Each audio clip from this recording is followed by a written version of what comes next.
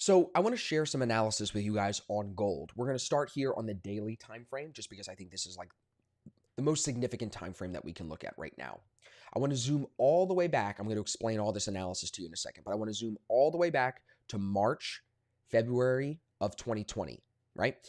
So if you look back, you can see before the whole coronavirus shutdown happened, where gold went from 1700 down to 1400 and then back to 1700 within 2 months. We set the 2020 support, resistance, whatever you'd like to call it, key zone here at about 1650 to 1680. This blue box was set by the pin on February 24th. If you look at the two candles to the left, the two candles to the right, they are not higher. So that is where the zone started, okay? That's where we're going to really focus in as a key level of resistance or support, a key zone that we're going to use coming into today. Notice how when it first hit that zone again, it fell off of it. When we came back to that zone, though, last April of 2020, we then broke through it and started to use the resistance as support. You can see 1680 resistance turned into support. Over the next few months, April, May, June, it continued to use that as it made its charge towards 2000. Notice as well here on the daily time frame, if you go back a little bit further to January of 2020, right at the start of the year, that's when the TDI broke into the buy zone. From that day, when the liquid 50 was holding the buy zone, we saw the 36% gain at most as that TDI held the buy zone and as this, like I said, charged towards 2000. Once it charged over $2,000 an ounce, we set the high of the year here at 2067, 2070. That zone is marked off with this blue box. Again, two candles to the left, two candles to the right are not higher, so that's our zone. As the year progressed, we moved into the fall, September, October, November. The TDI started to move lower. Here in October, it falls into the sell zone, and we see it pull all the way back down to retest that zone from back here in 2020. From March, we tested it again here in March of 2021. So a year later, we're back at the same price, 1680, 1670, right?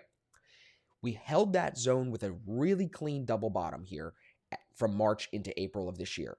When we double bottomed and we started to move higher, we found consolidation April into May, end of April into May here at the same zone we stopped at last November going into December.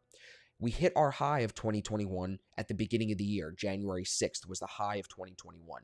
We're quickly approaching that high, like I said, after this double bottom was set in April of this year. Just notice again the consolidation here at the previous zone. You had a little slowing here.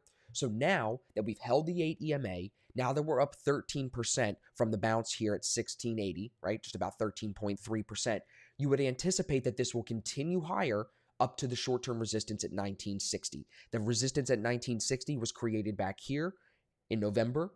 It was then confirmed here when it tested in January and fell off of it. And even if we were to extend this back, look at all the consolidation going on in here. So clearly there is some issue with the key price at 1950. So as we are at now over 1900 for the first time in about 4 months, being over 1900, the next stop, the next level that I would anticipate this moves to is the 1950 price level. If we can break through 1950, the strong resistance from the high set back here, like I said, last August, that resistance is at about 2080. We could then move through 1960 to that 2080 zone. And I think it's funny to see the seasonality about this. You see last summer, June, July, August, this thing ripped. And even if you look back to here in, July 22nd, when the RSI was overbought at 70, it still went higher. If we were to measure from that day, it still moved 12.7% higher after it was already overbought. So the fact that it's getting near overbought doesn't scare me on the TDI right now. If we were to move up another 12%, that would push us to 21.50 an ounce, which would be another all-time high, breaking past the high from last year. So knowing that it's overbought doesn't scare me. I'm more looking at previous zones where it could slow at. I'm looking at the zones that it's now using as support when it was using them as resistance before. So now TDI in the buy zone, we're looking to hold that liquid 50 in the buy zone, and you're looking to see this come up towards 1950.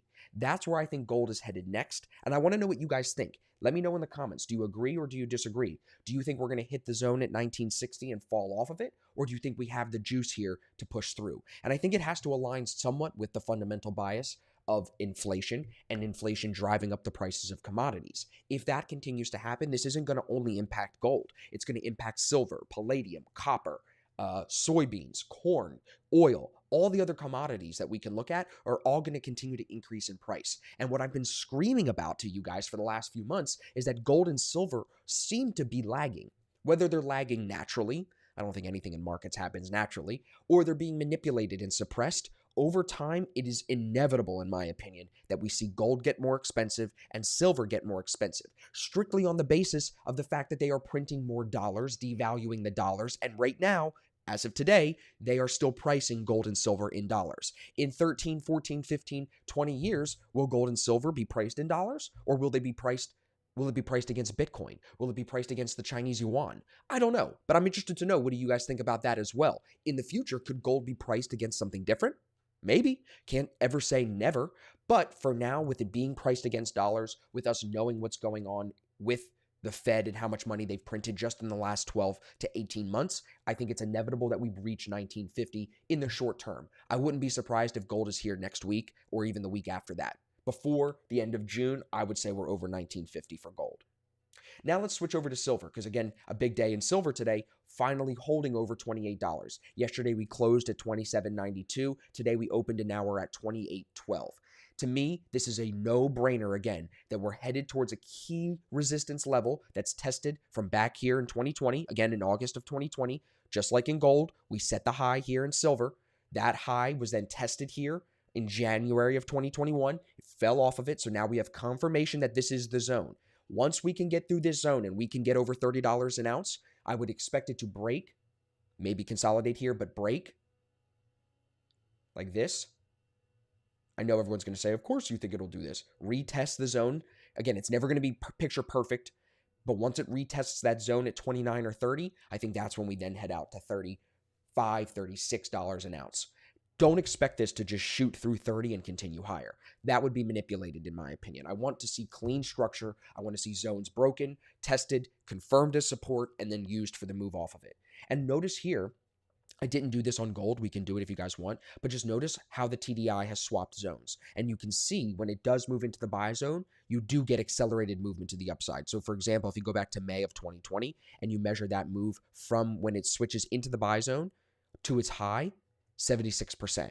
Now, if you would have gotten out when it got into the sell zone, you're still looking at 45%. The pullback then, as it moved into the sell zone, at most only pulled back 11%. Then if you bought it again when it pulls into the buy zone, the most you're getting out of that is 20%. If you waited and you got back, or let's say you got out of that long position when it came into the sell zone, you just about broke even. You didn't lose that much.